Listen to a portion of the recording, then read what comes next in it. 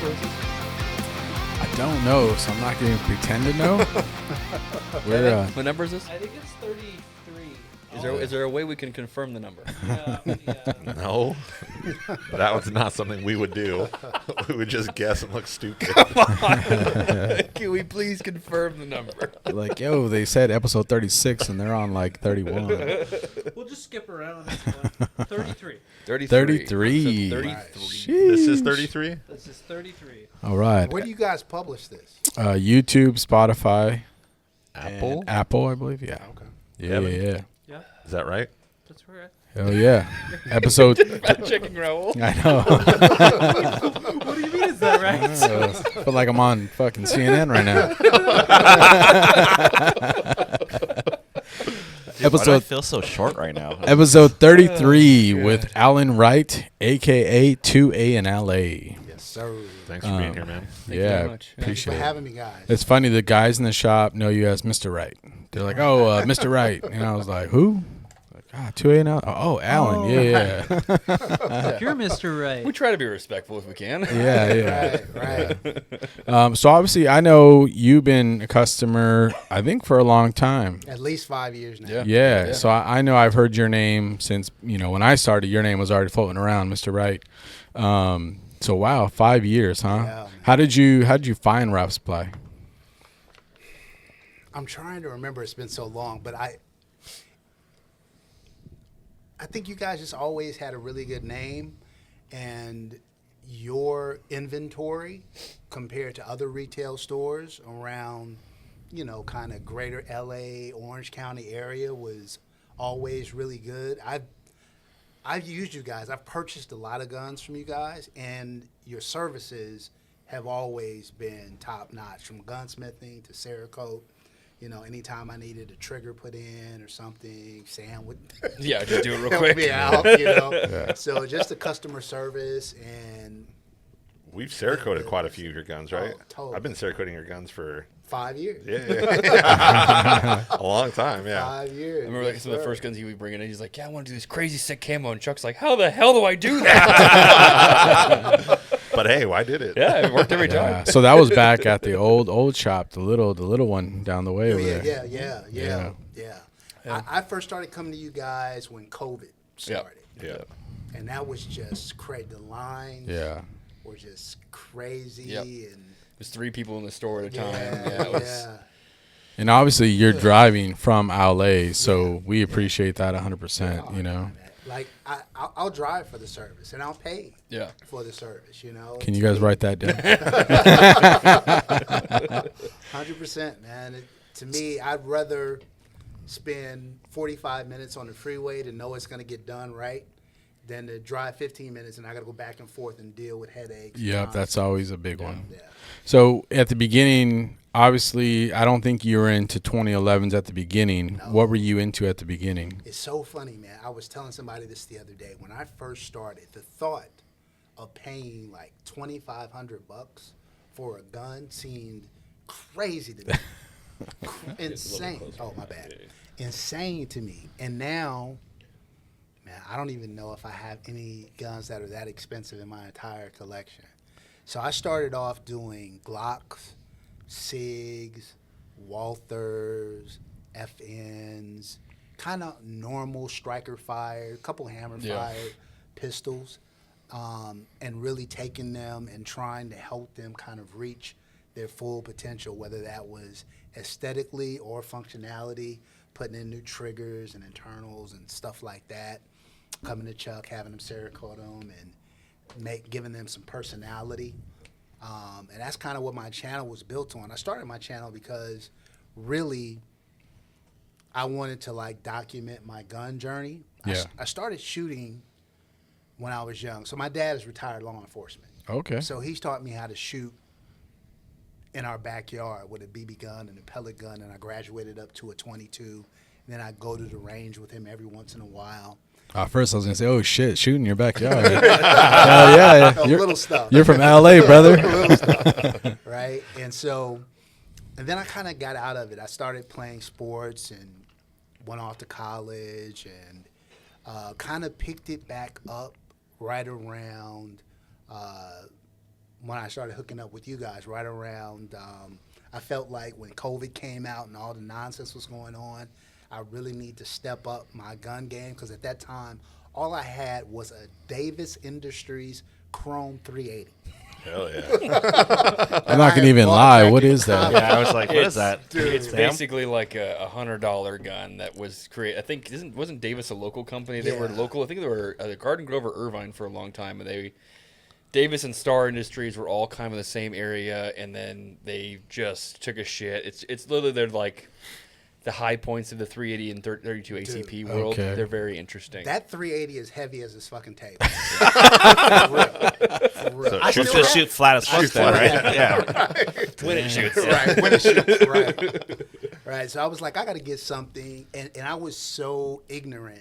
There was such a gap between the time I bought my 380 and 2020 that I was ignorant to the law. So I at that point, I had kind of evolved. I was an adult. I wanted to do my homework.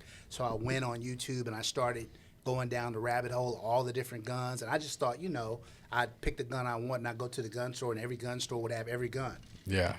I didn't know Yeah. anything about a handgun roster, any of that. I didn't Oh, know shit. none of that stuff. When So did the I was roster like- drop? When did it start? Yeah. Oh god, it was like 2000 something, early 2000s. I thought. Jamie, can you fact check that? Maybe. Please, sir. I apologize. I think it was like 2007, 2004. That's an interesting question too. I wonder. I didn't know what year that dropped to. When did you start your fact-checking YouTube me. channel? right shortly after I got that first gun. So probably latter 2020. Okay. 2001. Wow. That was close. Yeah. That's been around for a while. Oh, what year? Yeah. 2021. I mean, 2001. I was only 2 years old. Jesus 3 Christ. years old. Well, I mean, I guess a way to indicate that is when did Glock Make the Gen cut off? 3. Yeah. When did they cut off? Right. Gen 3, Yeah. So Right. I mean, so then, okay, cool. So you were dabbling in that, and then now all of a sudden you meet these fancy guys named Covert Covert Projects. Well, so here's what happened. Before I discovered that whole thing was crazy. So before I discovered Covert, I was just paying the tax, right, for buying off-roster guns. So I think the first off-roster gun I got was my Staccato. Well, not the first 2011 off-roster gun I got was my Staccato P. And I want to say I paid like $4,000. Because you had other off-roster guns. Yeah. I I had know a ton of we off- worked on a but- bunch of your off-roster guns. But they were still striker fighters. Yeah, so I yeah, was yeah. paying more money. Like if it was an $800 gun, you end up paying $1,600. Yeah, or something double, like yeah, that, yeah. right? But when I got my Staccato P, it was like $4,000. I was like, ooh. And then a little bit after that, I got my C2 for like $4,000. I was like, ooh. Then I got my Staccato XC, and that was like $6,000. Then I it was was like, For reference, yeah, these are all $2,200 guns. right, pretty much, right, you know, right. like, Except for the XC, which is Yeah. like a $4,000 Yeah. gun, but I ended up playing six. And then the coup de grace was when I got my Alien, and that was like 10. what? 10 racks. it's the Lagua, right? Lagua, or Yeah, whatever yeah. they say. It's that if you guys haven't seen it, it's the trippiest gun you'll ever see in your entire life. The slide actually moves independently of your sight picture, Yeah. which is the neatest thing in the world. wow. So rather than your whole slide reciprocating and your sights moving with your slide, it's just the slide that reciprocates, and your sight post is in its Stays the same. stagnant area, right? So What are Wow. what are the sight posts mounted on then? it's mounted to the frame pretty much. So Yeah. it's independent of the slide. So the That's slide will crazy. reciprocate and eject the old round, put the new round in, but the sights never move. So it's supposed to be one of the flattest shooting Interesting. guns in the world. Well, what makes it really flat is it has a crazy low bore axis, the lowest bore axis out there. So it's funny, like when most guns shoot and they recoil, it tips up, right? Yeah, you get that muzzle rise, yeah. That gun it's the strangest recoil effect. It rotates straight back.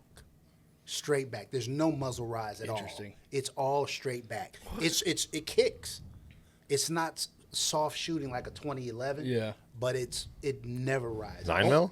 Yeah. 9mm. Yeah. Almost like Wow. kind of like an Olympic pistol. You know how they have Yeah, those Olympic yeah, 22s yeah. where you kind of get the custom made grips and you can fit your thumbs through it, and the barrel is basically in line with your thumb. It's supposed to be just straight back and forth, so Yeah. that way you don't have any deviation of your target. So what made you go to make that jump from $4,000 to $10,000 and just be like, fuck it? And was it worth it? At that time, I had the bug, right? So I was like, I had done it. See, I had done like all of the higher end striker fire guns. I'd hooked them up. I'd improved them. I had taken guns that were really, if you were looking at what MSRP should be, $800, $900, and made them into $2,000 guns. And they shot great. But then when I started shooting higher end guns, and the Staccato XC was really the one that took me over the edge. And then the Alien was just like a grail gun, so I just bit the bullet that one time. The one thing I felt like I really wanted in my collection was an Atlas, and I didn't have an Atlas. So I had looked at an ad on Cal Guns for this Atlas, and the ad was placed by Chris at Covert. Okay. So I call Chris, or Chris calls me, I don't remember which one, and he goes, yeah, I've got a couple Atlases in stock. And I'm like, great. But I thought it was a private seller at first and didn't realize he had his own shop. He's like, no, come to our shop. I'm out in Irvine, blah, blah, blah, blah. And then I found out, oh, wow, I can get these guns through the single side exemption rule for normal MSRP. Yeah. So then it never made sense after that for me to ever buy something that was off roster. Yeah. Because the value just wasn't there. If I'm going to pay $4 or $5 grand for an off-roster gun, I can get a better gun for $5-6 grand. Yeah. At Covert. Yeah, I think him and 2A Armament have really kind of, I don't want to say killed the consignment market, because the consignment market is really good for guns that you can't find, right? Like you can't actively get. Right. But for Staccatos and Atlases, like companies doing however the hell they do that exemption, they're killing it. They're just truly crushing that market, because it is like, I don't want to spend $4 grand. I've shot plenty of Staccatos, and I don't think they're worth the $6 grand, right? They're not. You know, I've shot Atlases more now than I've shot Staccatos, and I think they're a fantastic gun.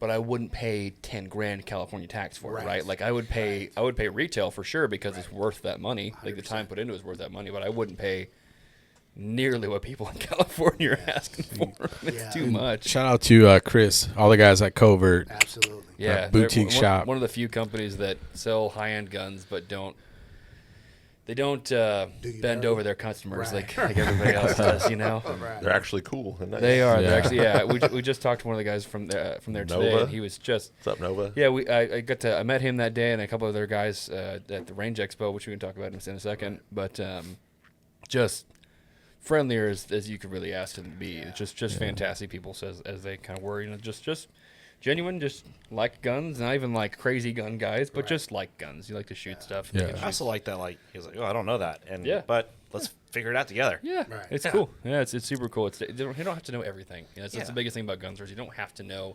absolutely everything. Like, if you guys ever see me at the shop, you always see me kind of get questions from a little bit of everybody about like different things about guns. Like even Chuck asks me questions occasionally, but it's just because like I've done so much shit with guns that I know what I'm looking for and what I need to look for.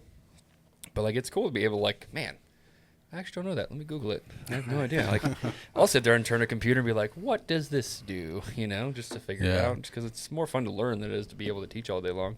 So here's the problem. After I fucking shot the 2011s and the Covert Apaches and all that shit, once I went back to my Glock, I was like, and I put money into my Glock.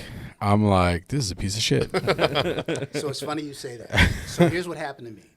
I had, at the end of 2023, I had probably about 75 guns in my collection. And I'd say half of those were like high-end 2011s and rifles and stuff like that. And the other half were the guns that I started with. All my SIGs, all my Walthers, Glocks, all that stuff. And I found even great guns. Like I had a CZ Shadow 2. I had Beretta 92X Performance. Mm-hmm. And those Those are phenomenal Yeah, guns, yeah. right? Comparatively speaking, they were just crap. Yeah. I never shot any of them. Yeah. So I sold like 30-something guns Damn. in into 2023 and into 2024. And then I bought probably another 21 guns this year. But the quality of my collection now is crazy. Yeah, I think officially the 2011 fucking king. for sure. Dude, that's wild. Do you retain any? I don't want to call them cheap guns because they're not cheap guns. Do you retain any guns that have been known for more reliability for like CCW purposes, or do you? Yeah. So I CCW a P365 XL that I got tricked out. I CCW Staccato C2, which is ironically one of the least expensive guns. Yeah. In my collection, and I was also doing my Walther PDP, but I'm giving that away on the channel. Oh, right on. Oh shit, where do I sign up for That's that? the All you got to do is be a member. we cleared that that the one we white circled? camo, Yeah, right? that's the white Yeah, one, the yeah. Arctic camo. Yeah. Yeah, that was cool. That's the sickest camo ever. Yeah, it's pretty That's rad. the sickest camo ever. It's interesting because I know a lot of guys who are switching to 2011s, and they always keep one backup Glock or one backup SIG.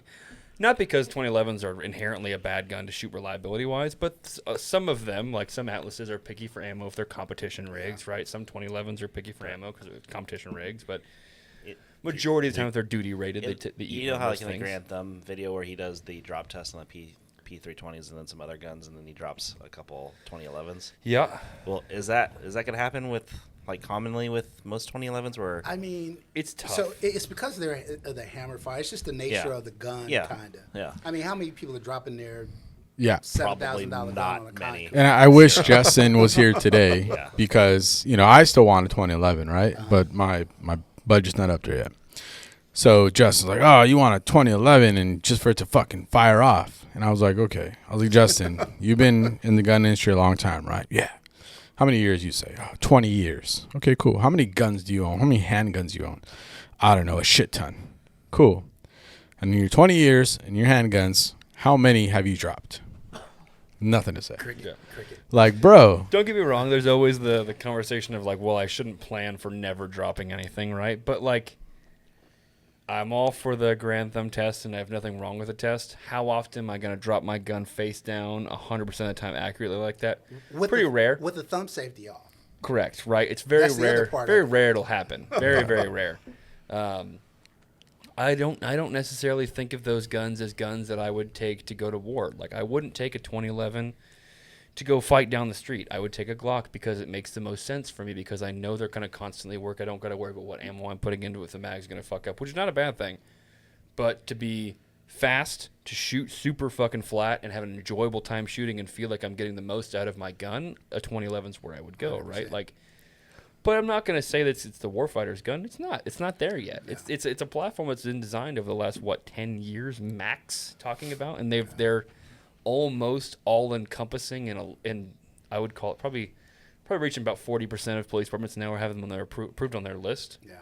You're starting to see a ballpark lot of that number. staccato Ps. Yeah, In the Ps are certain- huge. Like the XCs, not so much. The XCs really aren't really approved. The Cs, the C2s, the P is a lot of those are on there. I don't think they approved the XL, but they don't really make very many XLs. But yeah, I mean, especially since they've come from STI when they were originally STI, and then went to Staccato. It's just the amount of improvement from STI to Staccato is night and huge. day. Just Night it's and day. crazy. I mean, the STI used to have malfunctioning issues all the time. Yeah. 2011 platform when they first came out from STI, and they weren't the first to do it, but when they first started coming out Do from we know them, which manufacturer, or if it even was a manufacturer that brought that 2011 labeling? I know a bunch of companies did single stack 1911s in 9mm. Yeah.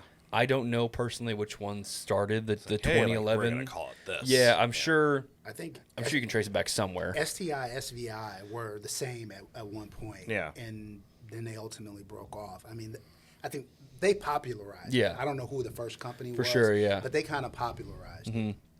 It's interesting, like when the STI was around, like the first batches, they did a couple tests with like different police departments, and they started learning like, hey, you know, your slides move too slow for certain ammos. Your tolerances are a little too tight for certain things. Like you can't make guns like this because it's just not going to work right. Then they changed the design, and that didn't work well, so they renamed it, redesigned it, and they did. And so far, they've been killing it with the law enforcement and civilian platforms. They haven't got any military contracts. I don't think they ever will, personally, just because of the maintenance required to take care of 2011s and 1911 platforms. It's just a lot more than the average Joe called lowest common denominator is worth going to be cleaning. Right. You know, so Not to mention the price point. just the price point. Even if they dropped him $1,000, you talk about military contracts, you'd be like, nah, I'm good. I'll buy a $600 gun before I'll buy an $1,100 gun. And that's the thing too. Even if I had a 2011, I probably would not have it on my CCW because at the end of the day, if you ever have to use that, like It's gone. they're taking it, it's gone. So Yeah, for sure. whatever you fucking paid for that 2011, kiss it goodbye. Yeah, maybe you it's know? if it's your only 2011, maybe not. But maybe if you have like 40 Yeah, of if them, you like, got- all right, I got a couple spare. I got 2 of these. This episode is brought to you by Coffee Whipped. Guys, Coffee Whipped is a supporter of the podcast and our shop. It keeps us fueled all day long, especially my guys. And you know how busy we get. But their Dalgona coffee is amazing. And if you really want some extra boost, their Viet coffee will get you going. We love their breakfast sandwiches. We eat them here almost every day in the shop. Right here locally in Huntington Beach, California. They support our podcast and we love it. Make sure you guys visit at @coffeewhipped_. That's at @coffeewhipped_ or hit the link in the description below. Yeah, my home defense kind of pistols. I use my FNs. I've got an FNX 45 Yeah. tactical and an FN 509 tactical, which I just got ported. Yep. Those things shoot so soft now. Feels You got like both they're imported? shooting- Yeah. No shit. So you being in LA with your CCW and having like a tricked out P365, that doesn't like, you're not scared of nothing? Like, cause I know LA is really strict on like what you can do to your firearms and, you know. I mean, I don't think they're gonna harass me relative to a trigger change, a slight trigger Yeah. upgrade. The porting, I don't know. Maybe. Yeah, I don't know. It's interesting because we've always talked about it. We've always been huge on like, don't change your CCW gun, but guns that I carry normally, I change the shit out of them. You know, granted, how well is that supposed to be? Why am I supposed to be doing that? No, I shouldn't be doing that. Right. But it's I don't know. I mean, we get so many different thought processes that come through here. I think you were the first person I ever met that had an LAPD or LA Sheriff's CCW. Yeah. The first time I'd ever seen it, he brought it out, and I was like, "What the fuck does that say?" Los Angeles. There's no way. It took me 18 months to get it. Yeah, it was crazy. Damn. Yeah, it was nuts to see for the first time. I think I called Paul over, and I was like, "Have you seen these yet?" He's like, "Whoa, this is fucking nuts." Yeah, I remember even Darren at the shop. He was waiting like 16 months. Yeah. Like, Yeah. dude. Me and him were talking, so we had applied at like the same time. He applied a little bit before me. So Oh, shit. Every time I would come in the shop, you get yours yet? Not yet. You get not yet. And so he got his a little bit before mine. So that's when I knew mine was coming. Yeah. Because he had applied like 3 months before me. Yeah. Yeah, with Orange County, the only thing that takes so long is just your appointment. Because, you know, when I got mine, it was during COVID time. So it's like, oh, we're 4 months out for an appointment. It's like, okay, cool. And once I had that on a Thursday, they're like, okay, the last thing you need is your course. And I was like, oh, yeah, I'm going to take that on Sunday. They're like, all right, just send us your certificate. On Sunday, after I did it, I fucking emailed it to them right away that night. And then Monday morning, like, you're approved. And then they called me like, do you want to come pick it up or mail it? I'm like, I'll fucking be right there. Yeah. I was like, be right back, Justin. No doubt. But yeah, Orange County, I mean, I don't get why LA makes it so difficult. Like, even for Orange County, it was all Zoom. I never went in and fucking talked to nobody. It was all Zoom. Went over the application. Like, cool, everything looks good here. I think you'll have no issues. You know, it looks like you just have to take your course. Yep, I'm doing that Sunday. All right, you know. Well, I mean, that's a fantastic segue for the conversation we should be having right now too, which is it's mostly LA politics, which you kind of get into, where it's like they make it difficult and the most expensive that it possibly can be, so that you don't desire to get it. You know what? Isn't Long Beach like the most expensive CCW application?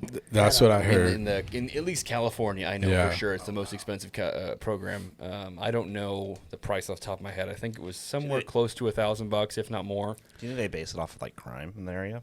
I don't necessarily think they base it off crime, because typically people who are either committed of crimes or are being committed of crimes aren't getting their CCW. I think it's mostly based around the agenda of the people running the areas that you're Democrat-run Yeah. cities. You know what I Someone mean? was telling me that could be wrong, the like, reason 100% they could be charge so wrong. much is because now they have to make a whole new task force that they have to pay To for. process Yeah. everything. Yeah. That sounds like a bunch of bullshit to me. Yeah, of Yeah. course. Well, they're trying to get more funding. You Yeah. know? Yeah, I mean, there's definitely some. I would imagine there's some truth to it. I mean, But look, if you look at these Because police it's departments, pretty pricey, right? Well, It's close to $2,000 to get in LA. isn't it? LAPD is huge. Los Angeles City is huge. Yeah. Los Angeles County is huge, and Yeah. so you can imagine the number of people who are applying. Oh, right? yeah. So it was. I mean, I doubt that many people in LA County are. Infrastructure wise, I'm sure there was a ramp up period. Yeah. But for a long time you had to have cars, right, Yep. to be able to get in, and that's what pretty much eliminated everybody. Oh yeah. I remember, so I applied with LAPD and the Sheriff's Department basically at the same time. LAPD processed faster, but they declined me. Really? They declined me. And Did they give you a reasoning? That or- was still, I had come up with, I thought, and I don't remember what it was. I thought I came up with a pretty good reason for cause, and they were like, "No, get the fuck out of here." See, and that's what sucks is that your reason or your cause is defined by someone. Yeah. That is Right. just like, Yeah. nah, it's not good enough. Yeah. You know? Unless you already been shot and you have evidence that you're about to get shot again, they would just decline you, just outright. Yeah, let me just go pull that bullet. Let me just go find that bullet on the wall out of the, in the freaking universe. which is crazy. I mean, like it's so interesting how they validate whether or not you should have the right to defend your life or not. Right, You know, right. it's Do so you interesting. think when they're freaking like writing these laws or when they're like turning you down, they're like, ah, fuck. Do you think they do that? Seriously? Like there has to be Yeah. some Has sort to of be, like right. this You're is really like, carrying that much money Yeah. on you? Yeah, Yeah, right. yeah, You know? sure. Well, Yeah, that's- it's interesting. That's when the Sheriff's Department had Sheriff Block, and I give him a ton of credit because he came out and said, "We don't have enough officers to keep people safe." Period. Yeah. And so I'm doing away with the cause thing, and so I got approved through them. It took 18 months to get it processed, but I did get approved through them. Then we got the Supreme Court decision. Yeah. And that eliminated the whole cause thing. So then LAPD started calling me, and they were like, "Hey, we got your application. If you want to reapply," I'm like, "Fuck you, I got it." Yeah, it's like, I'm good. I already have my That's CCW. interesting. Yeah. So you can apply through LAPD and LA sheriffs in Yeah. LA. Oh shit. That's so interesting. I didn't Yeah. think I forgot that you have to go to that because if you're applying through the precinct that you're in the jurisdiction of, you have to go to the precinct to actually apply, right? That's interesting. What's the difference? Like between Long the two? Beach, I think you have to go to Long Beach PD. Yeah, right. You don't have to go Yeah. to, because So- I live in Long Beach. What's the difference between yeah. like PD and sheriff? So sheriff is a county-wide thing, Yeah. so they have Okay. county-wide Oh, okay, got jurisdiction, it. right? Yeah. And then your PD is going to be just based off on the jurisdiction Yeah. of whatever precinct you're in. But so is it a different? same CCW, yeah. I think I couldn't confirm or deny this. I would imagine sheriffs would have a different set of rules than PD does, Yeah. but they may be the exact same. I I really mean, don't know. they're close. Close, They're close enough. Yeah. Yeah. That's interesting though. You're like, Because I would have been like, sheriff, right? yeah, I would have been like, fuck you guys, you deny me, but sheriffs approved me. Right. Yeah. It's interesting that you can go through both because, like, here you can't go through, like, if you went to Huntington, you can't go through there. There's no CCW process for No, that. It's yeah. always through the county here. There's some overlap there. So it used to be the Sheriff's Department used to require a turn down from LAPD before you could apply through them. Oh, really? Yeah. And then they kind of stopped doing that. Yeah. But now I understand both of them are approving. It's just long turn time. Yeah.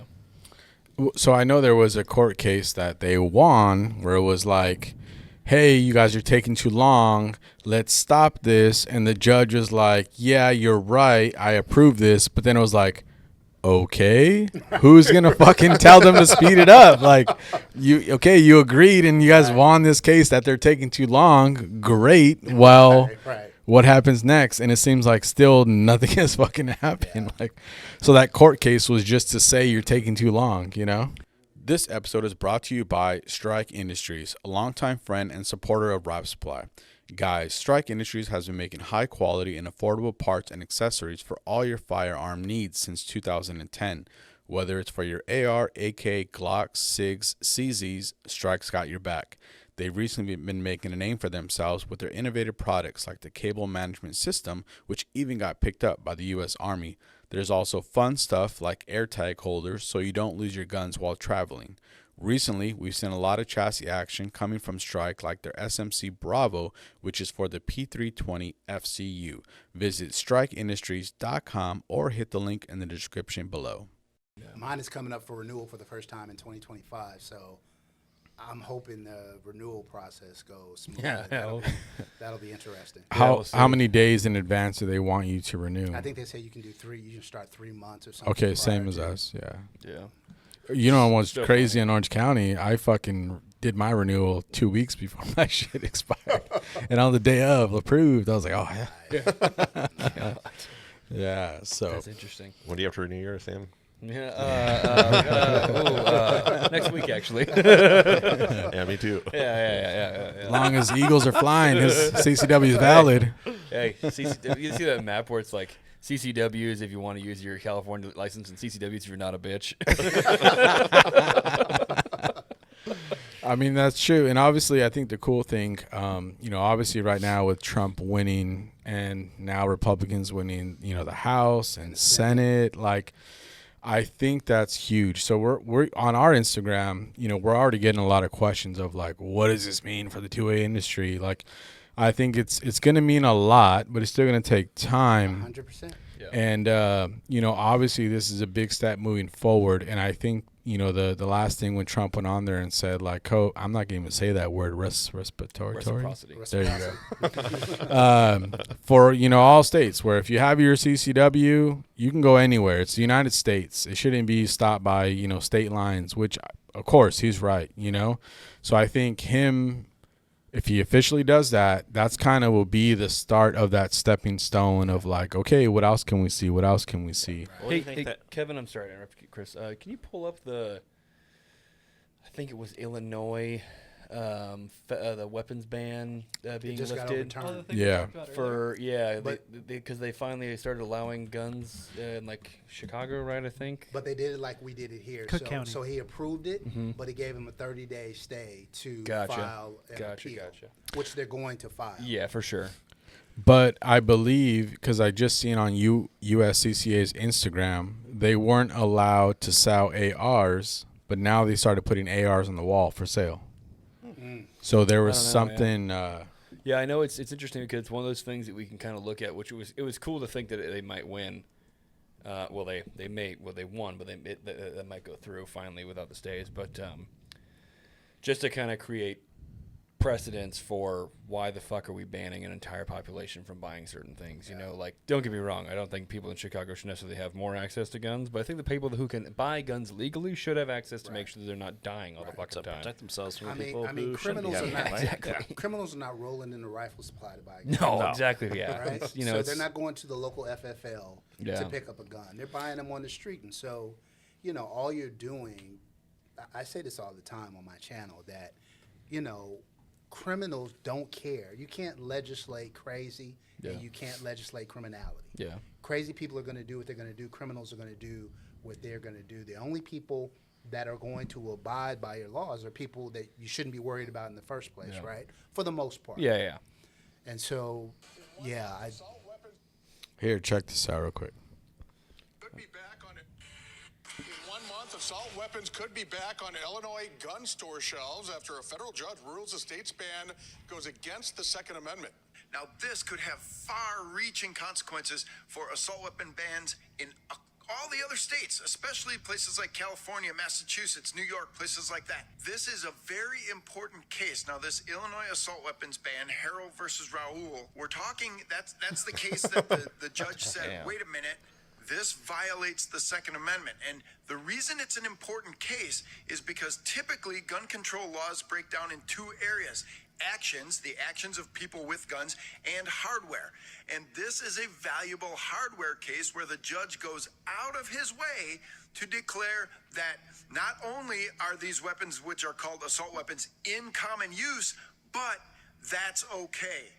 We have a great video by Stephen. Yeah. So It's interesting because he's talking about, he's saying that it's positive because it may create case law, right? Because everything in America is built off of case law. You always reference some kind of case law that's built off of another case that was won, not won. In certain areas, you see it a lot with like police work, right? It's like the city versus one guy, the fucking city versus one cop. Like, hey, you follow this case law because they made these rules because of this, right? Same thing there. Like, hey, these guys won for the Second Amendment, right? So now you have to build off. You can build off that foundation in other states potentially, right? It's not a for sure thing. It's a The Ninth Circuit doesn't care. About yeah. It really they don't. It's just one of those things where like, man, it gives me a leg to stand on, but it's an easy leg to kick out from under you still too. 100%. You know, so it really just depends on who the judge you're talking to, you're in front of, right, and how they're voting that particular day. Unless it comes from the Supreme Court, which Yeah. is, then becomes national law. There's really nothing you can do. And even then, when they did when the Supreme Court came down and they said, you can't do this just cause thing anymore, New York immediately pivoted, and then they tried to make everywhere, and California tried to follow suit, everywhere a restricted area. Yeah, right. yeah. Oh, you can't have it how Chicago 500 is. feet from a school, Yeah. or you can't have it Yeah. in a mall, or you can't be in a parking lot, you can't be in a bank. park. You can't, Yeah. Yeah, I mean it's interesting because it's so funny because I love when people make these laws and they're like, oh yeah, people are obviously gonna follow them. Like, no, the fuck they're not. Like, when's the last time you got patted down to walk into a bank? When's the last time you got patted down to walk into a USPS or it's like anything like that? Which like I'm not endorsing taking do guns that, in those yeah. places, right? Because it's obviously illegal in certain government buildings and stuff like that. But like, what do they think the process is? Because you're only going to be reactive to those things Right. and not active to those things. You're not going to Yeah. be be proactively checking people for guns. Right. So why make it a no gun area? You want to know what's crazy? Obviously, I had my CCW now for I think 4 years now. I'll be in somewhere and I'll be like, oh, shit, I'm not supposed to have a gun. Because it becomes, when you carry it every day, Right, it's right. just like, it's like not having even a wallet. there. It's Yeah, like having a exactly. wallet, yeah. And you're like, doo-doo-doo, and you're like, oh shit, I'm in a place where, okay, whatever, Better not shoot no one. Yeah. So, and that's what sucks when they try to put in these stupid laws because, yeah, there's people like myself that are just, we're not going to think like, can I take it in there? Can I take it in here? Well, I need to stop by the school first. And you know what I'm saying? Like, so that's the tough part. Just make sure you don't slip up and take it on an airplane. Yeah. Check-in luggage. Yeah. I went to the zoo recently. I'm not gonna say where, but I went in. I'm looking at all the animals, doing the zoo thing, and I'm like, nobody checked me for a gun. I could have brought my gun with me. Yeah. Nobody even looked at me. Yeah, I think yeah. Disneyland's the only place that checks for guns. Dude, I it's, know. it's interesting because like I think I went to Not Scary Farm one year and I had the exact same thought. I wasn't carrying a gun because I was like, oh, Knott's was like, you don't have a gun, you better go get one. yeah. Yeah. I was walking up and their metal detector wasn't working and they were like, yeah, you just go around. And I was like, you're gonna wand me or anything? No, we don't have time for that right now. We just got too many people in line. And I was like, yeah, okay, yeah, sure, that's fucking safe. I could have been the one douchebag with a fucking bomb vest on me right now. Yeah, it's like. It's all right. Do You it. just be fighting little Edgars over there. It's so interesting how it's great ideology, piss poor practice. It's never practiced correctly. They're like, oh, we're obviously going to have security at schools. It's like, okay, with security checking every single bag it's going in. Well, no, why would they? Okay, dumbass. Like, Right. Yeah. what are they going to do? They hear gunshots. Any guy getting paid minimum wage is going to run away from it. Like, Yeah. it's not. What are you doing?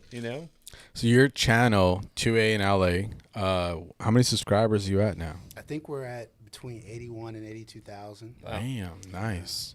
And you primarily just started that to track your journey with your gun purchases and what you're doing to them. Yeah. What's funny is, man, I really started it because I didn't know you guys. And what I mean by that is my peer group, my friends were really not into guns. I kind of discovered guns on YouTube. So I wanted to try to kind of track my journey, but also try to find a community. And it was in the middle of COVID. I didn't know where to find a community. Yeah. So I kind of started it for that reason. And man, it's just no rhyme or reason to it. Like I'll sit, like I think I set at like 50,000 for feels like a year. And then out of nowhere, I didn't change anything. People are all into their analytics. Yeah. I didn't change anything. I didn't do anything differently. I don't think in the last year I've gone up like 30,000. So That's crazy. Interesting. It's almost like Justin should be here for listening to this. I remember when we It's first a good thing we're recording it. we like we first met and was doing work for you, and then we found out you had your channel, and so we started watching it, and we're like, oh, okay, cool. And you had a lot of videos, like you're doing a lot of videos, and your following wasn't. I think when I started watching, wasn't too big, and to hear that where you're at now, I was like, wow, that's a lot. Yeah, it's cool. crazy. Congrats on that. Cool, Thank you. Yeah. So you've stayed on the consistency train of like posting you do one video a week? I do 2 videos a week, every Tuesday, every Saturday, 7 a.m. Pacific Standard Time. And then sometimes I'll throw in bonus content. I've been getting so many guns in and so many products in for review. Now I'm up to 3 times a week, but without fail, for the last 4 or 5 years, I've never missed a Tuesday or a Saturday 7 a.m. launch, ever. Yeah. And I think consistency is the key. I think so many people get like fired up and they're like, oh yeah, I'm going to post daily. Yeah. And they do it for like 2 weeks, then they don't post for a month, Yeah. and then they'll do another video. And people want to know when to find you. And if you're constantly posting different days, different times, different frequencies, yeah, I find that with a They'll lot give of the like the channels that I watch, where it's like, oh, it's always the every other Saturday is a new video, and I'm like, hell yeah. Well, it's like a TV show, you know. Hey, new episode every Sunday night at 8. Yeah, so for you're sure. waiting for that. So you know. Yeah, Yeah. It's interesting to think about too, how like it is the consistency that does matter a lot.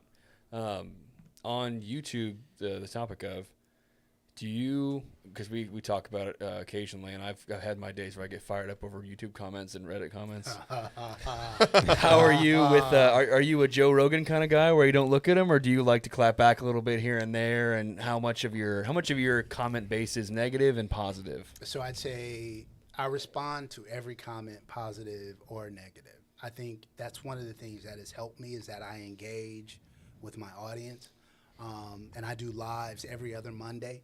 And so I respond to every comment, positive or negative. I would say 95% of my comments are positive. Okay. Maybe only 5% negative. I heart their comments too and say something. I'm So not, you read every one of your comments? Yep. Interesting. I'm Damn. not sensitive though. Yeah. Like that. I think if you're an insecure person, if you're not confident with who you are, the internet is not the place for you. Yeah, for sure. You're gonna gobble you're you gonna alive. get Yeah. humbled Yeah. really, really fast. Yeah. Now, what's funny is I did a rating on my channel where I did like tiers for 2011 manufacturers. I did it during a live, and somehow or another, it worked its way over to Reddit. Reddit. No offense to all the good people out there that are on Reddit. Yeah, very few, but Zero. Reddit is the place where unhappy people go yes. to commiserate with one Yes. Say it one more fucking time. Can I get it on Hey, that? for the people in the back. This is where all the people who are unhappy with their lives, who are miserable, go to be with other miserable. Yes. Yeah, Fucking yes. So what I did was, is they had all kind of shit to say. Yeah, he's got really nice guns, but I saw him at a range one time, and his spreads were really wide, and blah blah blah blah. Just finding anything. I'm like, right? what kind of weirdo is sitting watching in the Well, I think Yeah. I think the best Yeah. thing about it is like the people who are leaving you shit ass comments like that. You'll go and you'll like, okay, well, let's see what else you're viewing and commenting on. Right. That's the best part. Right. And they're like commenting on like transgender posts and like whatever. like there's like some very dark holes. I'm not even gonna bring it up here, but Right. they're commenting on this, and you're like, okay, well, there's your validity. So Yeah. like, Right. like gone. And, you know what I mean? and you go to their page, and they've got like 2 subscribers. One is them, and one is their mom. Yep. And they've got no posts or anything. So I never really let it bother me. Every once in a while, though, I'll clap back. So the 2011 tier thing, went over to Reddit, and a bunch of people had a bunch of things to say. And so I did a follow-up video, just a regular video on my channel, responding to all of the blowback, right? And so I took some of their comments, and then I like kind of flipped it around. Like one dude's name was like Pluckums. I was like, first of all, what's wrong with your name? let's just start there. Yeah, Pluckham's 5478. You know. Right. And another one had some kind of fugazi. I was like, look, first of all, if you're gonna come at me, you guys need better names. Yeah. You gotta come up with better names. And when you say it out loud, it makes them look so silly and so small. Yeah. So I just gave them a little bit. But I'd say 99% of the time I'm very respectful, even when they're not. You know, I just kind of let them know, you know. I think that's one of the things we're trying to figure out as we go through YouTube is what to react to, what not to react to. I'm learning as I sit right now because, like, I'm so in the mental thought process of being in real life, right? Like, the internet still, I obviously I've grown up with my entire life, but it's so one of those things where I'm like, man, I just don't understand why. Like, I'm a miserable bastard by nature, but I don't like posting about it, right? Like, I don't really need to make everybody else online. Not trying to make everyone else miserable. I don't really give a shit. I'm just miserable when I wake up, you know? And it's just fucking frustrating to look at these things and be like, man, if only you had come to the range and tried to outshoot me, or if only you had come to the range and talked about these things with me. Like, if you understood how to do the things we're doing, or if you understood the dynamics of it. And if you don't, I'm all for comments and all for opinions on things. And I'm not a starflake or a fucking snowflake, what do you want to call them, that needs to be coddled to. But I'm like, man, there's ways in the community that for whatever reason, this one fucking community has not figured out how to do properly. And that is how to criticize constructively to a degree where, like, hey. Well, how about just encourage? Yeah, how about just that? Yeah, which again, I'm not like one of those guys that needs to be fucking encouraged. Like, I don't give a shit about people's comments most of the time. There's days where I'm like, man, try me, I fucking dare you. But like, it's cool to be like, hey, you guys did this a little bit wrong, and you missed up this information. This is the actual information. Here's like something to fucking back. I've only seen Alan, I'm new to this, by the way. I don't know if you've noticed, but like, what I've noticed a lot is experience should humiliate like new people. Yeah. Especially in this industry. And I'm just like, why don't you fucking try uplifting for once? I mean, that's why I love, like, you know, asking Sam, Chuck, even Raul. Like, I love asking you guys, even Kevin. Like, I ask the dumbest questions because I was really green a year ago. And I like to say, like, being around like really great people, like, has lifted me up to speak about firearms really confidently now. But like, why can't we see more of that? You know what I mean? It's tough. It's not. I don't think it's just not the community for it. It sucks because I wish it was. And it's so interesting because we've talked about it a couple of times, I think on this podcast too, where it's like the community is so negative and toxic to a degree that we actually kind of do hinder ourselves by not being an actual unified front on certain things. So here's the thing. This community is under attack nationally, probably more than any other industry out there, right? So we don't really have time to be sub-fighting amongst each other. If you have somebody who is presenting a positive image or whatever, you need to embrace them, right? And I just think people don't get it. This episode is brought to you by Powerbase. Guys, we use Powerbase Bluetooth speakers in the studio, the shop, the warehouse, and even on range days. The quality is amazing. They're engineered right here in the USA, established in 2001, and not only that, they manufacture their own products. We also use Powerbase on our company cars. The sound is amazing. Visit powerbaseusa.com. That's powerbaseusa.com, or hit the link in the description below. Yeah, and I think it's tough for us because obviously your channel is you, right? So like us, it's kind of a little different when someone attacks the rifle supply channels. It's like yo, that's my company. That's my job. Like why are you talking shit on this company? You know what I'm saying? That's our brand. Yeah. That's our veterans that we employ. That's, it's everything. More of like we get on the defensive a little bit to like, yo, ease up. Like fucking, you know, we fucking work here and love this place. Yeah.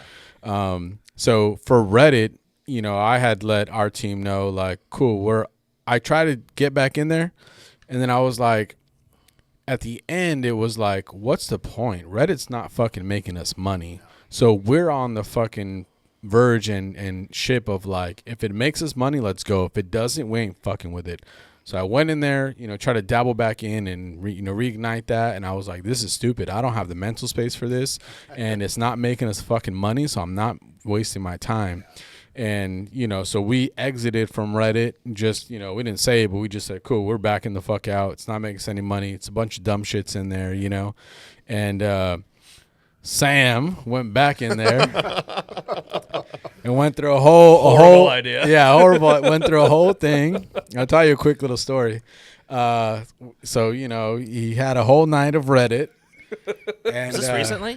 Yeah. No. So we go on our weekly YouTube filming videos, and so it's me, Sam. Sam's doing them by himself. There's no Justin. It's Kevin and our other video guy, and I don't know what the video was, but anyways, Sam is just he already gets there kind of heated. He's talking about it a little bit, and he's got 4 guns in front of him, so he talks about okay, we're ready, boom, let's start. He talks about the guns, and then he's throwing shade at Reddit, and then he talks a little about the guns, and then he's throwing more shade at people. And I'm like, oh, fuck. And after like minute 5, I look at Kevin. I'm like, we're going to have to cut this whole thing. I go, but we're going to let it go for like 2 more minutes. Let him get it out. Because, yes, I'm like, we're going to let him get it out. And then we're going to scrap it. And so I let him. Yep. And we're just watching Sam. And he's fucking venting. And then finally I was like, cut. And he's like, what? I was like, cool, Sam. I get it. I hope you got it all off your chest. Yep. Right. Yeah. Now we have a gun video to do. I was motherfucking everybody, too. I was like, oh, yeah. The only time we've ever cut a video ever. Yeah. Ever. Yeah, I was pretty pissed. But do we still have the footage? Probably. We should just bleep everything and just see how many bleeps there are in 30 seconds I was as so a pissed. blooper reel. And it was funny because great. I wasn't pissed about the comments, right? Because I can take negative comments. I was pissed about the nature as to why the comments existed, right? The comments existed over something that happened in one of our videos where if you guys don't shoot videos, right? It's shooting videos, and it's different shooting with like one person, or I don't know if you have a camera guy or if it's just you setting up stuff. Yeah, so shooting individually, right, with camera set up, I can point the gun at the camera and not worry if it's on a tripod. However, I have a dynamic person moving back and forth that has a camera that I have to watch out for actively, who doesn't also know too much about guns, who doesn't know where my boundaries are for where he can and cannot move. Right. So I set those at certain areas where I'm like, hey, stop, come back. Like, hey, you're moving too far forward. Come the fuck back over here. Get over here, please. And certain times he still pushes those boundaries, or they push those boundaries because there's multiple, right? So I'm focusing on 2 different people moving in different areas, and then also the people that I'm shooting with, and trying to make sure everything's not getting fucked up. And then I also have shooters that I'm not super used to, which is not their fault. And the particular case was one of the guys who was on the range was trying to fuck with a malfunction and was just trying to not point guns at people, and just inherently was like, oh, God, where is he? And it happens. It's happened on every single range. At some point, you're going to point a gun at somebody. It's also happened in other people's videos. For sure. And I went after that, and we did the video, and I started watching this other video from, I think it was Hunter Constantine. And he had the Charlie Likes Cox guy on there, the one from Go Anthem. Yeah. And it was one of those videos, and they were just fucking around. And they were just, like, pointing guns at each other is a relative term. Like, they were just, like, rubbing their fucking pick rails together, right in each other's faces, like, just getting all... And I was like, why the fuck do I care? These are supposed to be, like, guys who are known in the community as really solid gun guys. Right. I've never shot anybody, never had an ND, never had an AD. Like I would, right? Because I'm safe with my guns. I know my own safety rules. I know how I am. I'm sure at one point somebody will shoot me on the range accidentally because I'm an asshole, but not because it's an accident, you know? So, like, it's one of those things where I'm like, man, I after that day, I was like, why the fuck do I even care what these people say? Yeah. I'm going to start doing somersaults and shit with guns on. I don't give a fuck. So now, People like... are mean for no reason. Yeah. when we get the negative comments, like, on YouTube, I always respond with a fucking, just a little snappy, funny shit. Oh, look at these 2 morons. And I'll be like, only on days that end with Y. Yeah. Right. You know? And I just respond with shit like that now. It's like, cool, you want to be a dick. We really don't care. Yeah. Because we don't claim to be these fucking tactical dudes. We don't claim to be Secret Service. Yeah. We don't claim to be top fucking instructors. Like, we're just shooting content really that we want to and that we think people would find interesting. Yeah. It's not the people who watch you on a regular basis. Like, if people watch my channel, they'll know I really just started shooting again a few years ago, right? So I never claimed to be like ex-military or law enforcement, never claimed to be a competition shooter. And sometimes what you do for entertainment purposes is not what you would do if you were training. Yeah. 100%. Yeah. Right? So like a lot of times when I'm at a range, like sometimes I'm not even firing at targets. I'm firing into the berm because I'm trying to get a specific shot for a specific splice of a video, right? And why waste my targets? Yeah, right? for sure. Yeah. Right? And so I don't think people get that. So whoever that guy Pluckums was that was like, oh, his targets were wide. Yeah, I was fuck you, probably Pluckums. shooting a video. Yeah. Right. It's very interesting. I get questions about it all the time. I think Justin does too, where it's like, man, don't you love going and getting to train for free? And I was like, I wouldn't call it training.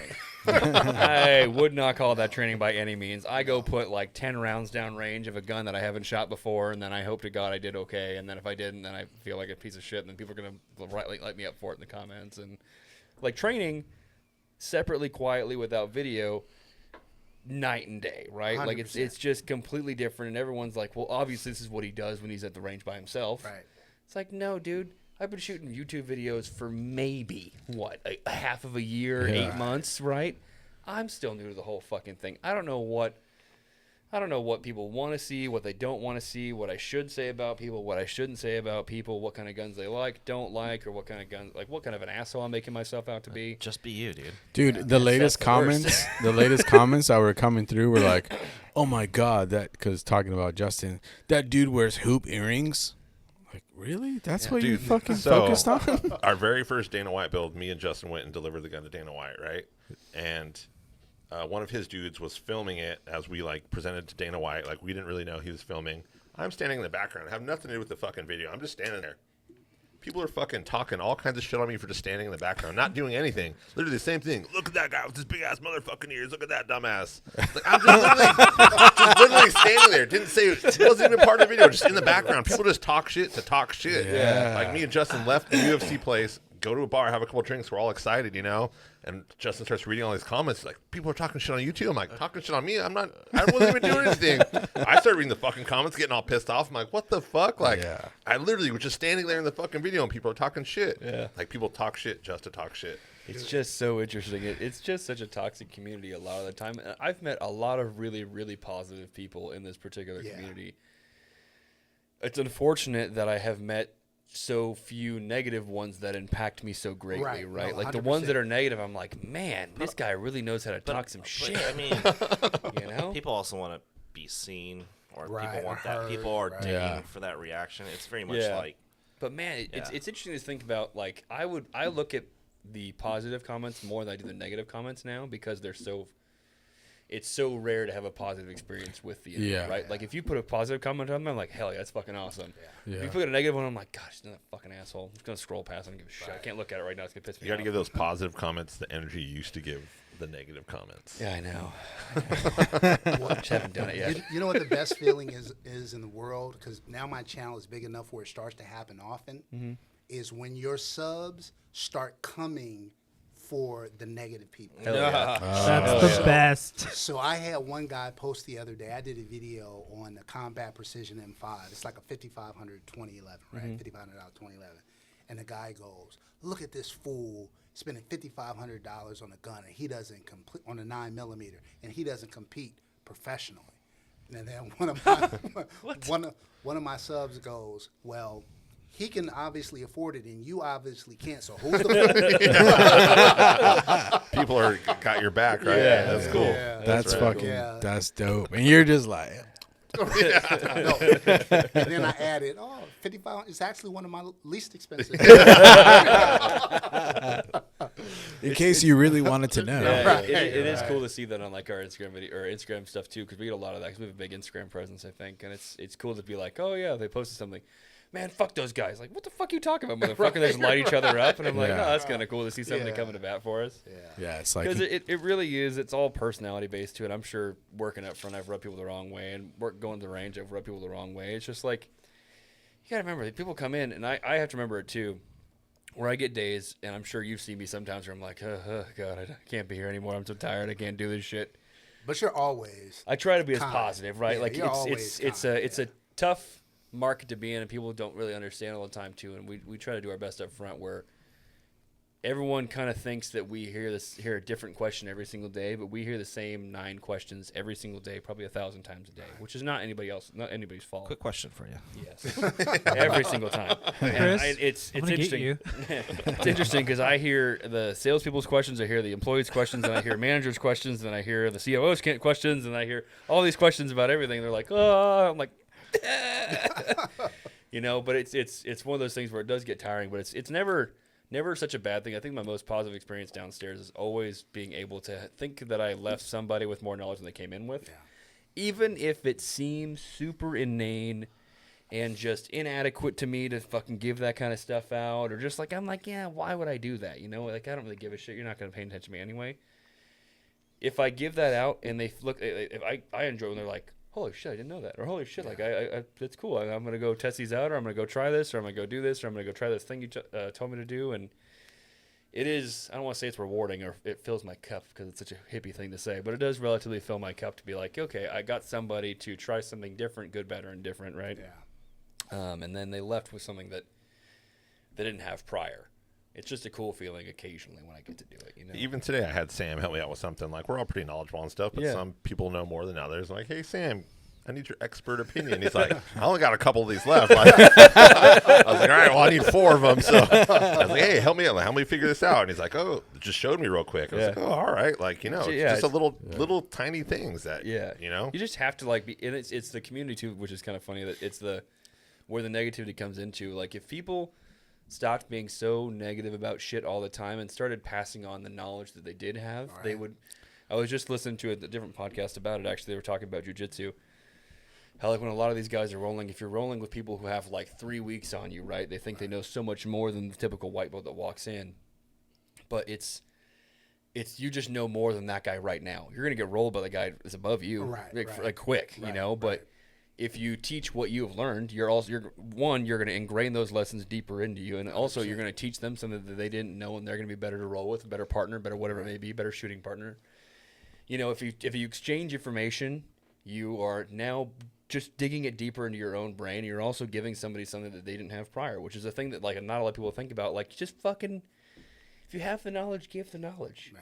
Like, I got my days where I'm snarky about knowledge with my associates that work with me, and I'm like, I told you this 10 times already. Fucking pay attention next time. Let's just fucking go. Get it in there. The first time, I'm like, yeah, here's your info. Like, this is what you are. This is what it is. Here's your fucking knowledge, and then do what you will with it. Yeah. It's their job to take it or leave it, Yeah. But it's just. Well, one of the reasons why I come into your store is because of that. I mean, I'm sure you guys have experienced that. When I come into Rifle Supply, people are knowledgeable. People are professional. People are always willing to lend a hand. They're always willing to answer a question. You just get a good feeling when you're in the shop, right? Yeah. I'm sure we've all been to gun stores where that is not the case. Yeah, for sure. Where people don't even acknowledge you, don't want to help, and half the time they don't know shit anyway. Yeah. And so it's nice to be in that kind of environment. Yeah. Corvettes like that too, willing to help and very personable people too. It's interesting because we talked about it before, where like it's you can't win everything, There's no perfect combination because we just did that with the check-in system. Yeah. And like the first week, somebody put a Yelp review of like this stupid fucking check-in system. It's like being at the fucking DMV. The weeks prior, it was like this stupid fucking line, and we're like, what the? Can't make everyone happy. You can't. You're just like, man. Yeah. Damned if you do, damned if you don't. Yeah, it's so interesting. It definitely pertains a lot to YouTube for that kind of stuff too. What's your goal for YouTube? What are you trying to get up to?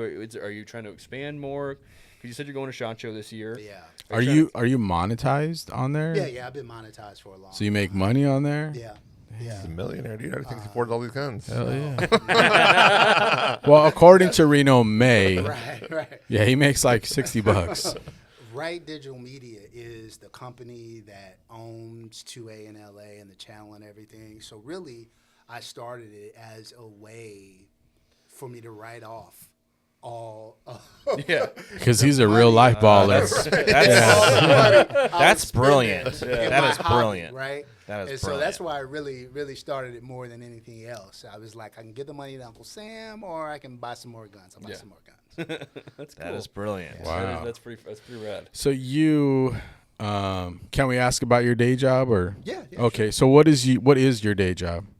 I'm a senior vice president at a bank. I run a commercial and industrial. I finance companies like Rifle Supply. You know, generally speaking, I work with businesses that do between 25 million and 250 million a year in annual revenue. I structure financing for them, whether that's to buy buildings or working capital or whatever the case may be. Oh yeah, you need some write-offs. Oh, how long you been doing that? 25 years. Oh wow, nice. How would you say the rates are now? Like because of I'll just say the last 4 years. With Well, obviously for rates that have type of gone lending. up Yeah. significantly. Yeah. And it's impacted people. You know, people who were into their line of credit and they were paying 3.5%, 4%, and now it's 8.5%, 9%. Damn, you know, That's a lot. It's been On good, millions. but now millions, that's right, double. Yeah. right. Yeah. But now rates are coming down a bit. You know, some companies have been able to pass that on to customers in terms of what their pricing is. Sometimes you can't, right? Yeah. And so, you know, the companies I've worked with are really long term. I don't do startups and stuff like that. These are companies that have been around. That's for all decades. risk. That's all risk. Yeah. I can tell you a lot Well, about that. I'm in a risk business. You know? Yeah. That's That's the interesting. nature of it. That's crazy. Wow, That's super crazy. Do you have any? So what's your? Because I know it's so interesting, especially being in LA. What your your friend group may be out of? Is it a lot of gun guys? Is it not many gun guys out there? Is it just you kind of out there and you kind of cruise at Orange County for the gun guys? It's not a lot of gun guys. Yeah.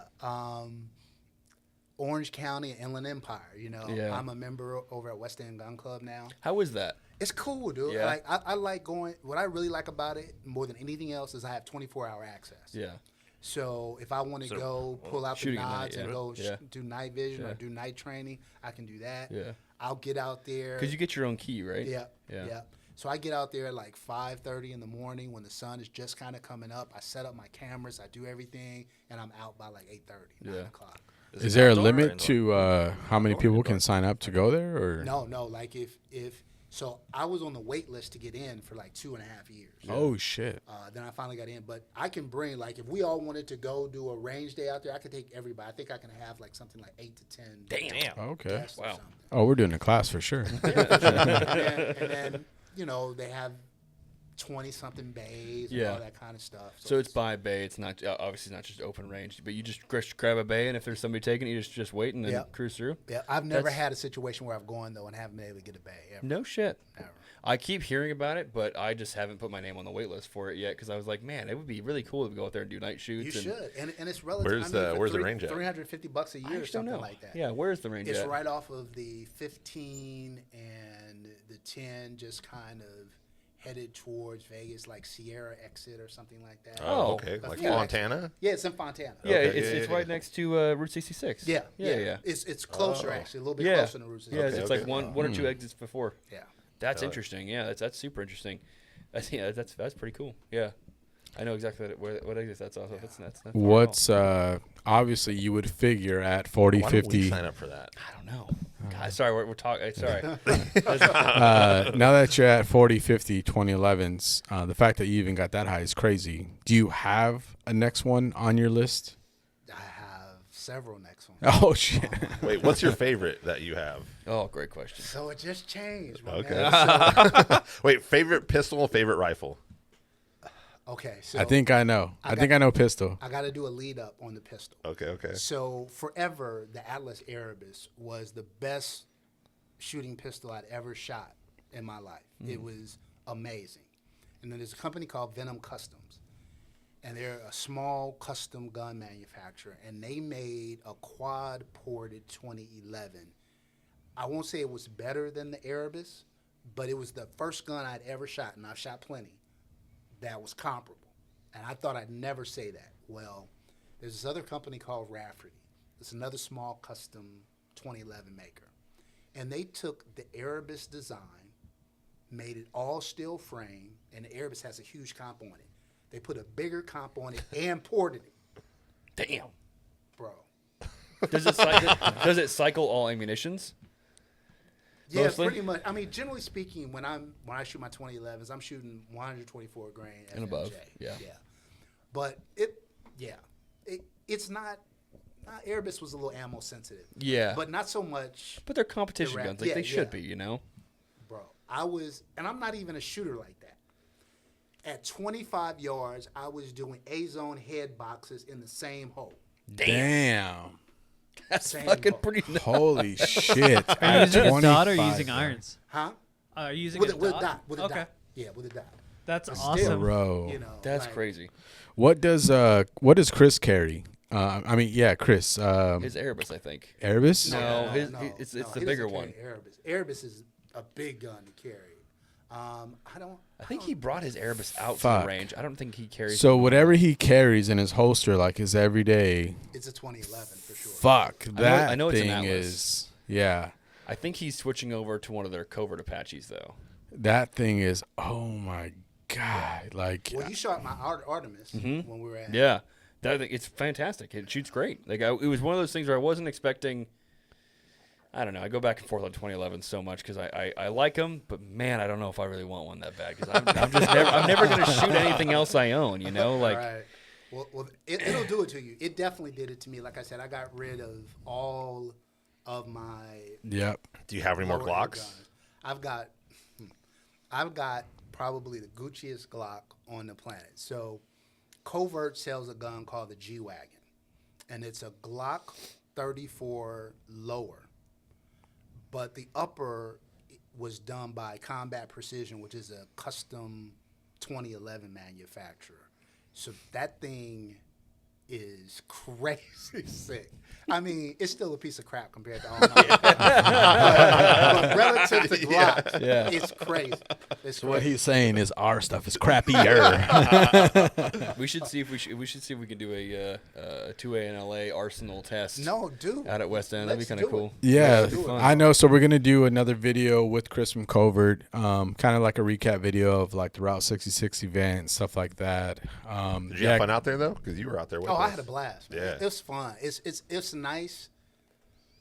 Sometimes, I do so much stuff in studio and stuff like that, and a lot of my subscribers are not here in California. Yeah. So it's funny when you go out, oh, you're 2A in LA, blah, blah, blah. So it was nice seeing people and talking to people. They're like, we thought you meant Louisiana. right. Yeah. So that's what's your favorite rifle? You be a rifle guy or no? Yeah. I think people have gotten to know me from my 2011s, but my rifle game is not to be messed with either.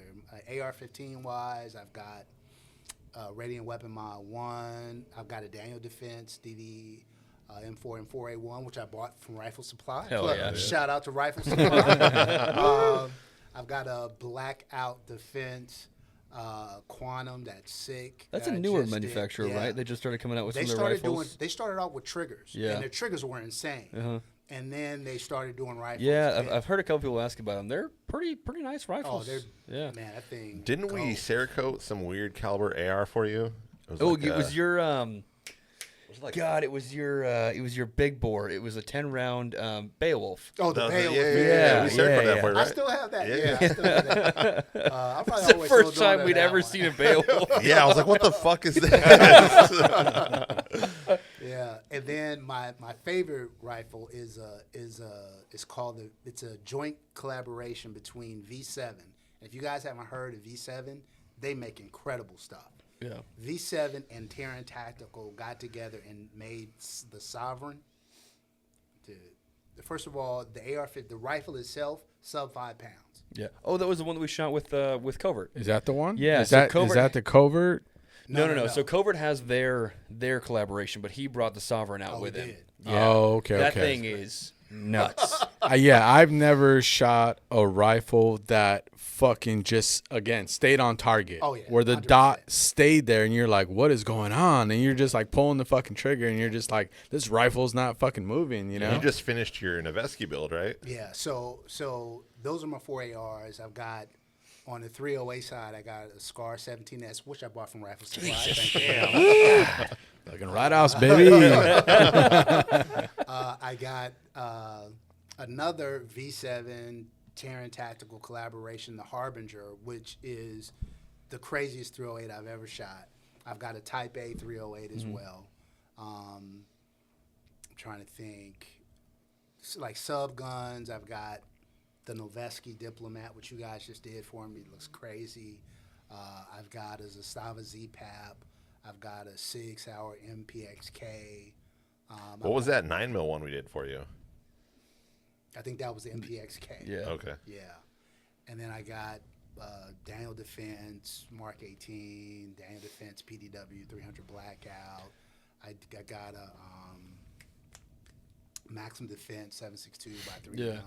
Are you looking to get into any? This is back to the pistol topic. Are you looking to get into any like of the new stuff, like the Hudson H9s from DD, or like because I know Archon came out with their Gen 2, their Type B, pretty recently, and it's one of those guns that like nobody has any videos on unless you're like in fucking Timbuktu. So here's the thing: if it's not on the roster, I'm not going to pay the tax. Yeah. Because once I start, like I said, once I start 3,000, 3,500, I start thinking, well, if I put a little bit more, I can get a covert gun. Yeah. It's going to be way better. Yeah, So that's what just stops not, me. yeah. That's what stops me with a lot of guns. Yeah, it's interesting for us too because I was just looking at some of the Archon Type Bs because I was like, man, I could figure out if I can get this thing for sure. It's just interesting to see like how it's an $850 gun that fucking people sell for $4,000 here. That's what I'm saying. Yeah. I mean, after I shot covert shit, I went in my garage to see what I could sell. I was like, Hey, if your truck was in there, that thing should be the first thing to go. I was like, what can I do to make this happen? Are you Like, into bolt guns, long range, or anything like that? So between me, you, and the millions of people that are watching this, I've got Accuracy International AX SR that I'm about to pick up from Covert. Oh hell yeah! Chambered in 300 PRC. Fucking hell of a rifle. So It's not like I'm getting into long distance. right. I'm buying once, crying once. Yeah. I had, You're in it. You're in it. I had a Ruger 6.5 Creedmoor 24-inch. I sold that one, and so I'm like, yeah, I'm gonna really buy one, cry once. I'm gonna get my dream. Yeah. Kind of long distance gun. That's a lot of and people's dream gun. I'm gonna train. I mean, with you're that not gun. really crying, though. I'm crying for that one. Yeah. Because You're buying once, laughing once. The problem with that one is it's not just that the rifle itself is $11,000. It's the glass that you're going to have to pay for. Yeah, if you think go like with the you rifle. buy an $11,000 gun. If you're talking about glass in terms of relativity, right? Like if you buy a $5,000 rifle, it seems like you should have like a double the price glass. And you should, like, if you're doing that, you should have close to the price of or more than the price of the I rifle. remember when one of my Probably- buddies started building his rifle, and he was like, "Yeah, I just started building my rifle," and he brings this shit out to show me. It was a Swarovski, fucking optic. Oh, the Swarovski. Yeah. And I was just like, all right, where's the rest of? He's like, I was like, where's the rest of the fucking rifle? He's like, I just got this first, but like, because that, I guess that's It's the the most most expensive. expensive Yeah, yeah. Wow. Yeah. Holy shit. I mean, I'll probably get like a Knife Force attacker on it or something like that, but that's $4, $5, $6 grand somewhere in there. Damn. And that's just a start, bro. It's the long distance game is really like night vision. Yeah. If you guys are into night vision, you know it's the nods. Yeah, they're crazy expensive, but it's the 500 other things that you. Yeah, have you're to talking have. like attachment points. You're talking the helmet's got to go onto, the rig has got to go onto, that makes the adapters for the fucking helmet you're getting. the laser, All the lasers and the- shit. You got to get the $3,000 Lasers. $3,000 fucking rifle mounted laser and Oh, shit. yeah, that's like right. you don't just get the one thing because you don't get nods without having a fucking IR laser. That's just dumb, you know. Probably a dumb question, but do you own a set of nods? Yeah. Yeah, I figured. Yeah, A couple. that's So you want to borrow one?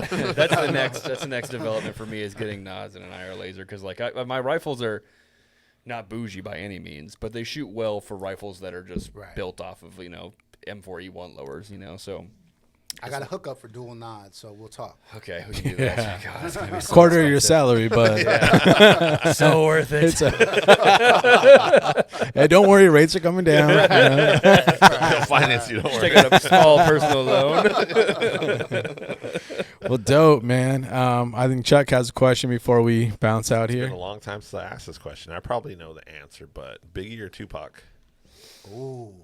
Because I saw you jamming out at the Route 66. We had the tunes on, and you were Yeah, I'm gonna go Tupac. See, I'm a big. I like Biggie. I like Oh, Biggie. me too. Yeah. I mean, look. No, I heard you rapping along. Yeah, I was like, hell yeah, dude. Cool. So the YouTube channel, 2A in LA. 2A in LA. Instagram, 2A in LA. Where else you at? I'm in a couple of Facebook groups, but those are my two main platforms. I post regularly to both those platforms, YouTube and Instagram. Cool. Is there any events you're going to be at coming up? People come say hi or anything like that? We're all going to be at fucking West End Gun Club. Shooting some That'll probably be my next event. Probably. Yeah, I'm going to a couple of things outside of the state. So I'll be at SHOT. We'll see you at SHOT. I'm going to be there's an event called the Meetup that's different places every year. This year it's going to be Atlanta, so I'll be in there at June. I'm probably going to go to Iraq Veterans 88 Range Day. So I'm getting out a little bit out of state in 2025. That's kind good. of the goal. Good for you, man. I mean, so we're going to be at SHOT too. I would say let's go to dinner, but I mean, down. our high-end dinner might be like, you know. Covert will be out there too. We'll all hang out, man. Have a blast. God, I don't know. When are you guys going out? We're going Monday to Friday. Yeah, same here. Maybe Monday to Saturday. My entire per diem on one meal. You have to put all ours together. Can you bring out 4 plates? We're going to split this one You steak. guys say that now. You're probably in the penthouse at Caesar. Baller. All right, that was the first year. But cool, man. Thank you. Really appreciate it. Yeah, for Obviously, Thank we you very appreciate you being a customer first and foremost. Absolutely. And yeah, man, much success on your channel. Appreciate And can't wait. We'll definitely shoot a YouTube video with you. And it's been fun. And we appreciate you coming out, man. Yeah, thank you. Thanks, Alan. My newest ammo sponsor, Rifle Supply. Let's go. Let's go. Hell That yeah. deal. Thanks, man. Hell yeah, brother. Appreciate it. Peace right. out, everyone. Late. Bye-bye.